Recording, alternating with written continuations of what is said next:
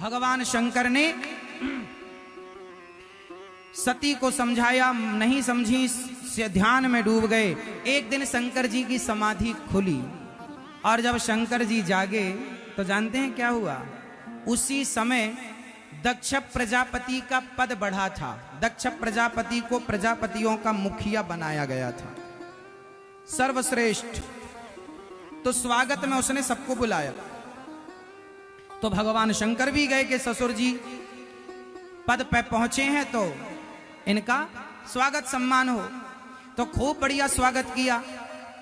दक्ष ने सबको बुलाया। सभा में ब्रह्मा विष्णु महेश तीनों एक आसन पर एक लाइन पर बैठे थे। जब दक्ष सभा में आए तो सबने खड़े होकर स्वागत किया। दक्ष की जय, दक्ष की स्वागत स्वागत स्वागत, सबने वेलकम किया। पर 3 लोग खड़े नहीं भये। ब्रह्मा जी इसलिए खड़े नहीं भये कि दक्ष मेरा बेटा है। भगवान नारायण इसलिए खड़े नहीं भये कि दक्ष मेरा पोता है। और शंकर जी इसलिए खड़े नहीं भये कि दक्ष जी ससुर हैं, पिता हैं। चलो दूर से ही प्रणाम कर लो, जय हो ससुर बाबा। दूर से ही प्रणाम कर लिया शंकर जी ने। पर दक्ष को बड़ा बुरा लगा। अरे सभासदों, तुमने इसे क्यों बुलाया इस सभा में? ना इसे उठने का ज्ञान, ना बैठने का ज्ञान, ना खाने का ज्ञान, ना पीने का ज्ञान। शमशान में रहता है, अशुद्ध रहता, मृगछाला लपेटे घूमता। वो तो ब्रह्मा जी के कहने से मैंने अपनी बेटी का ब्याह कर दिया, ये मेरी बेटी के योग्य नहीं था। लो भैया, भरी सभा में भगवान शिव को दक्ष ने गालियों पे गालियां, इतनी गालियां दी कि आप गिन नहीं सकते। भरी सभा में अपमान लाखों लोगों के सामने भगवान शिव का हुआ। पर धन्य है शंकर जी। अच्छा ये बताओ, जब दक्ष भगवान शंकर को गालियां दे रहे थे उस समय शंकर जी क्या कर रहे थे? जोर से, क्या शंकर जी भी गालियां दे रहे थे? मैया बताओ मेरी मां, दे रहे थे। इस कथा से क्या शिक्षा मिल रही है? कि शंकर जी के ससुर गालियां दे रहे हैं, सभा में दे रहे हैं, लाखों लोगों के बीच में दे रहे हैं, और शंकर जी उस गाली का कोई उत्तर।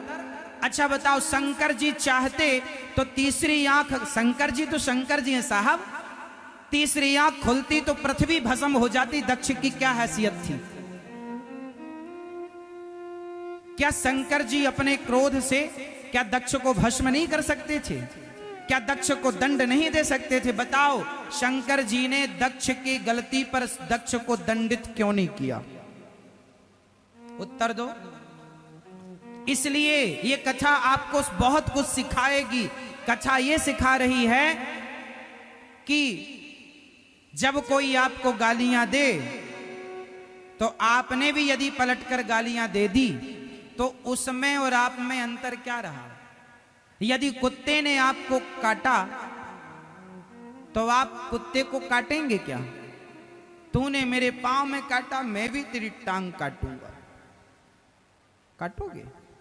नहीं। कुत्ता हमें काटता है तो हम कुत्ते को नहीं काटते, क्योंकि कुत्ते का काटना ही स्वभाव है और हम इंसानों का क्षमा करना ही हमारा स्वभाव है। जब कुत्ता अपना स्वभाव नहीं छोड़ता, कुत्ता होकर, तो हम इंसान होकर अपना स्वभाव क्यों छोड़ें? इसलिए सास तुम्हारी गाली दे तो तुम भी गाली दोगी, बहू गाली दे तो तुम भी गाली दोगी ना। यदि सास ने गाली दी और बहू ने भी गाली दे दी तो फिर सास और बहू में अंतर क्या रहा? दोनों मूर्ख हैं। अच्छा ये बताओ, गाली देने वाला समझदार होता है या गाली को चुपचाप सुनने वाला? अब आप कहो कि महाराज जी हम गालियां क्यों सुने, तो दो, फिर दो। देने से तुम कौन से धन्ना सेठ हो जाओगे? देने से तुम्हारा कौन सा स्टेटस बढ़ जाएगा? कौन सा तुम बड़े आदमी हो जाओगे? क्या मिल जाएगा तुम्हें? दे दो गाली। ये समाधान नहीं है मेरी मां। कोई आपको गाली दे और आपने भी गाली दे दी, ये समाधान नहीं है। ये दास अनिरुद्ध आपके बीच में आया है।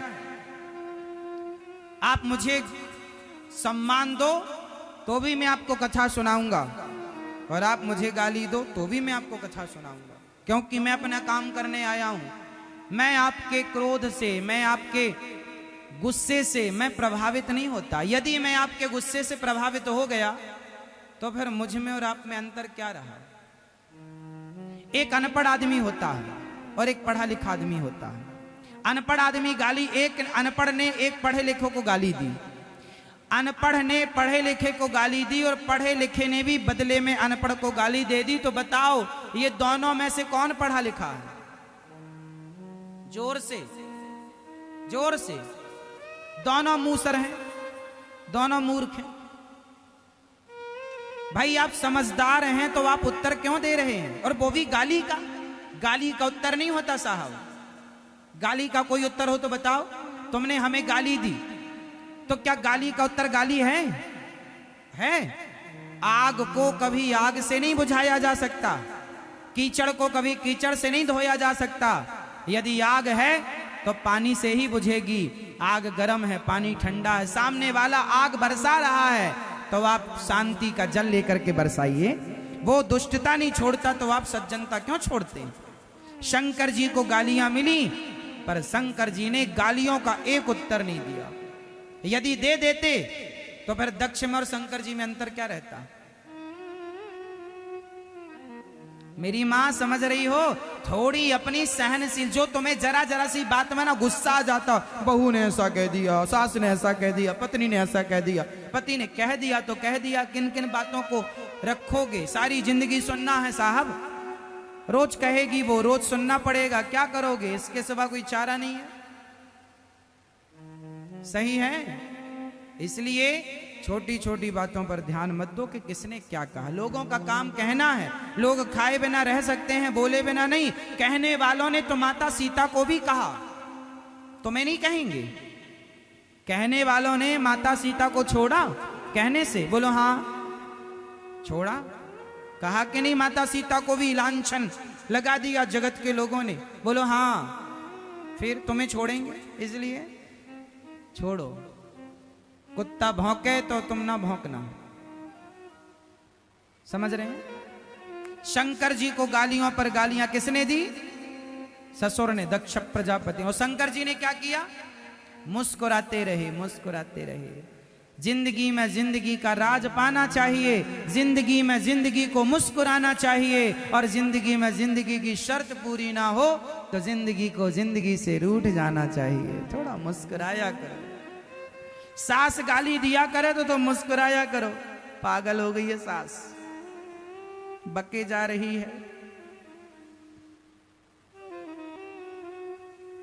बहू गालियां दे तो सास को भी मुस्कुराना चाहिए। अच्छा, अभी तू बहू है, सास बनेगी, पता चलेगा। मुस्कुराओ। बहुत ताकत है साहब चुप रहने में, इसलिए चुप रहा करो। शंकर जी को गालियां मिली, कोई उत्तर ना दिया। दक्ष ने श्राप दे दिया, जाओ मैं तुम्हें श्राप देता हूं, तुम्हें यज्ञ में भाग नहीं मिलेगा। नंदी ने श्राप, नंदी को नहीं रहा। हरि हर निंदा सुनहि जो काना, हो ही पाप गौघात समाना। तुमने मेरे भगवान की निंदा की है। ए दक्ष, जब से तू आया बकरे की तरह मैं करता, मुझे नहीं जानता, मुझे नहीं पहचान, जा तेरा सर बकरे का हो जाए। अब भृगु जी खड़े हो गए, दाढ़ी में हाथ घुमाते, क्यों रे? ससुर जमाई की लड़ाई थी, तुम काहे बोल पड़े बीच में? जाओ तुम जैसे शिवगण पाखंडी हो जाएंगे। नंदी ने श्राप दे दिया, जाओ तुम जैसे बाबा गली गली भीख मांगने वाले भिखमंगे हो जाएंगे। शंकर जी को लगा, हे भगवान, ये स्वागत सम्मान समारोह था, ये तो श्राप समारोह बन चुका। शंकर जी वहां से उठे, चुपचाप चले गए। क्या उत्तर दें? शंकर जी गए,